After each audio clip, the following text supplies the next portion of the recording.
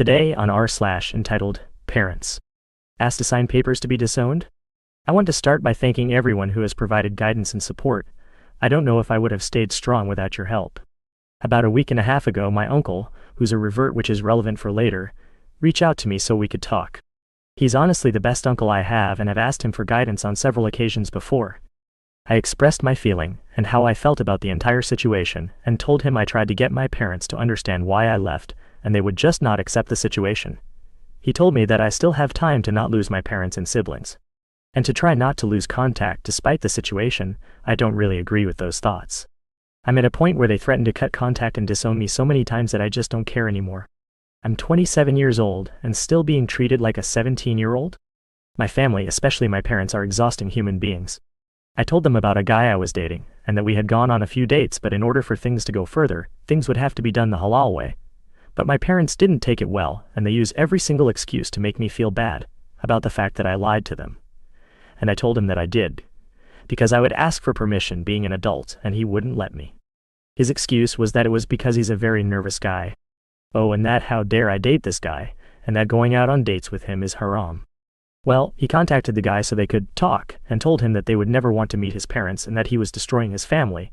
My guy responded with, "That's not what I want," and my dad told him that the solution was him leaving me. He then texted him a bunch blaming him for the situation basically. I honestly can't stand my dad. He's a very chauvinistic guy, the type that thinks the only thing that truly makes a woman happy is marriage and having kids. Yesterday we met up after a while, and I said there was no way in heck that I would move back in with them, and their only argument was, "Well, if you don't want to move back in with us, it's because you're sinning." Sick, I know. Then they said if I wanted to work with them, and I said sure, because I believe that the company has potential.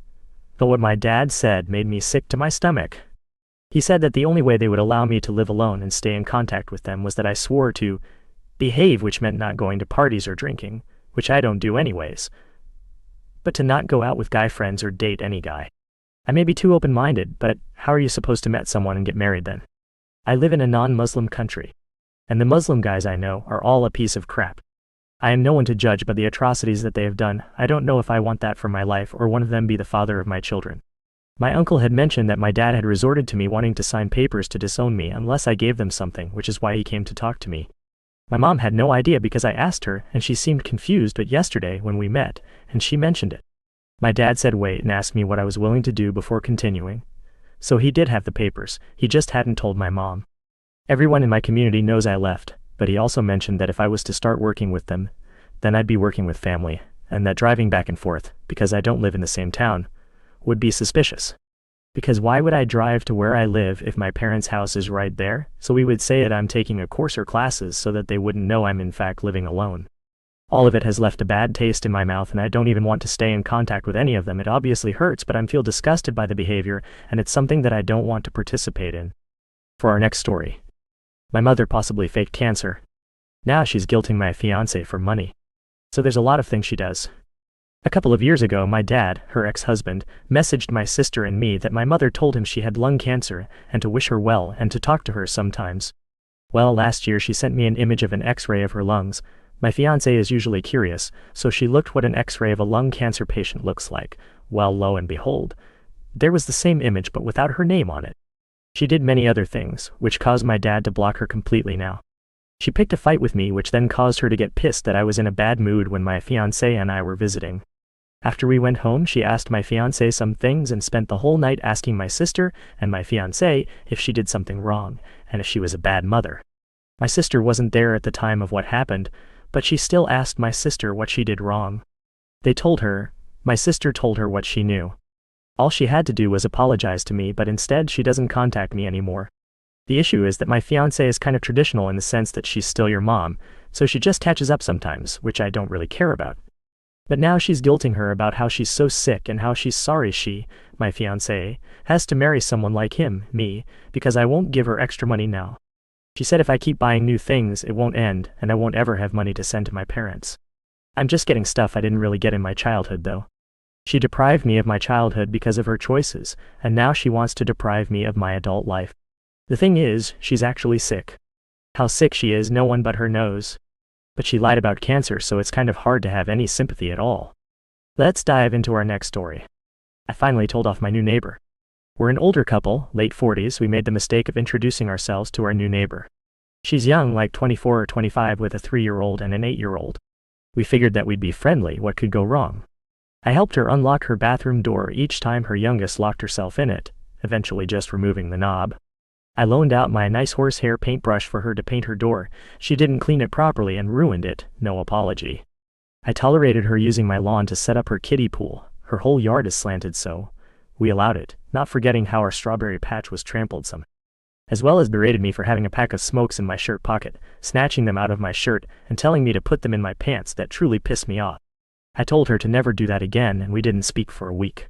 Tonight she asked us to babysit till dawn, and I told her no, we are not watching her kids overnight. I'm drawing the line there. I honestly don't care if we are ruining her night. It's not our problem that you don't have a babysitter. Neither of us are comfy with being left in charge of small kids. We don't need the stress or liability.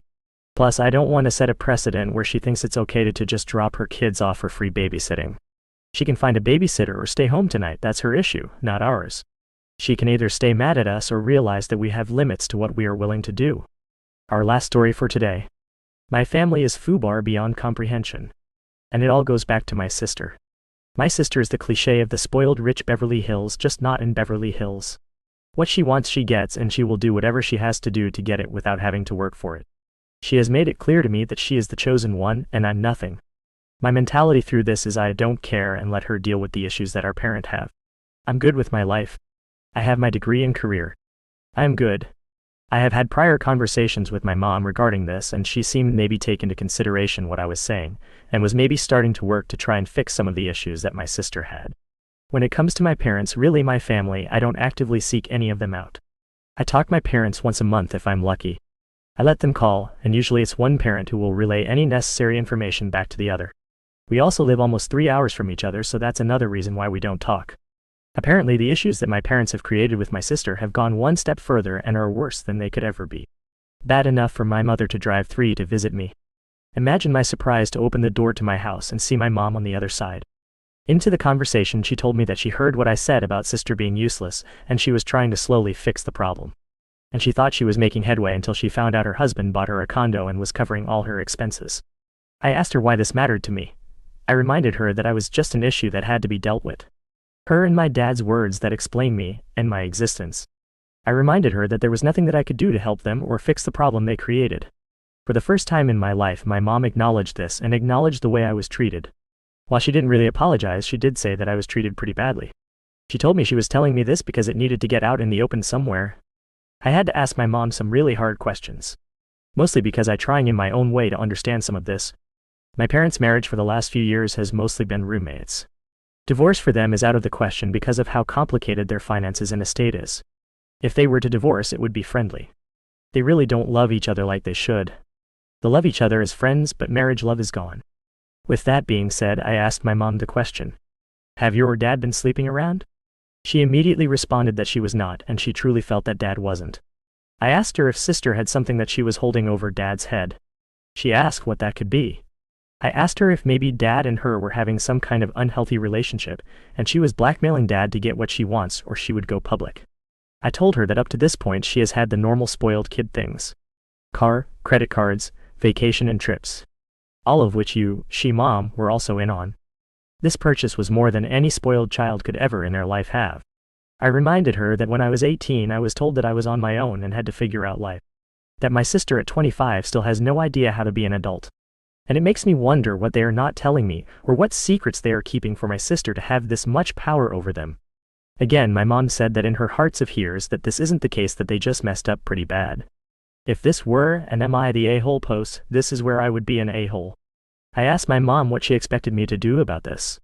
What did she think she was going to gain by telling me all this, and what she thinks I can do about it. She told me that she knows I can't do anything about it. She acknowledged that there isn't anything that I can do about this, that again she needs to just get this out in the open. I asked her if she confronted dad on these, and she said that his excuse was that he was trying to help get her out of the house, and that this was the only way he felt he could. He said that retirement for both of them is on the horizon, and that they would make the money back once they liquidated and downsized. I told her that from their standpoint it would make sense. But dad forgot one main big issue. Which is that she can't maintain herself. Mom said that this was an issue that she was trying to work with my sister about. She sat my sister down and told her that she needs to work at figuring out her future and was trying to encourage her to get her real estate license and go into the family business. By this point, I'm pissed, and I don't even know why. I told my mom that I don't want to know anything and that I just want to be done with this whole conversation. I told my mom that it makes no sense for her to tell me any of this. I offered to let her sleep in one of my guest rooms. She said that was okay, but she had reservations for a hotel. She left and I went to bed angry. This morning I had my aha moment. I can't do anything about it and there is nothing I want to do about it. This literally doesn't even concern me. All I can do is let it go in one ear and out the other. I have nothing to offer, and even if I did, I'm pretty sure that I wouldn't. And those are all the stories we have for today. See you tomorrow.